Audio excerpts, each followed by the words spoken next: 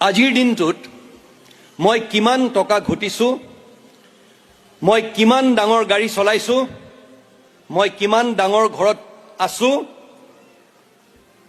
আজি সেইবোৰ যদি সমাজখনৰ মাপদণ্ড হয় আৰু সেই ব্যক্তিজনৰ মনত যদি আন এজনক দেখিলে তেওঁৰ মনে নেকান্দে, যদি আন এজনক দেখিলে তেওঁৰ সহায় কৰিবলৈ মন যায় বা মন নেযায়, তেতিয়াহ'লে এই টকা পইচা এই ডাঙৰ গাড়ীৰ কিন্তু কোনো লাভ নাই। যদি লাগে, যদি আছে, মানৱতা বোধ লাগে। বৰ ডাঙৰ ডাঙৰ অফিচাৰ হৈ খুব ডাঙৰ ডাঙৰ কথা কৈ লাভ নাই।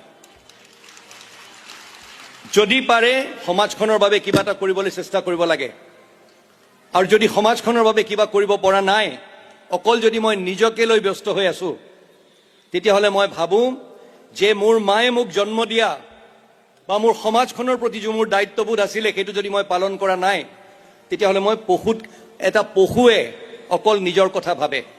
পশুৱেও হয়তো কেতিয়াবা হয়, কেতিয়াবা যদি পাৰে অকণমান বেলেগৰ কাৰণে কিবা এটা কৰে।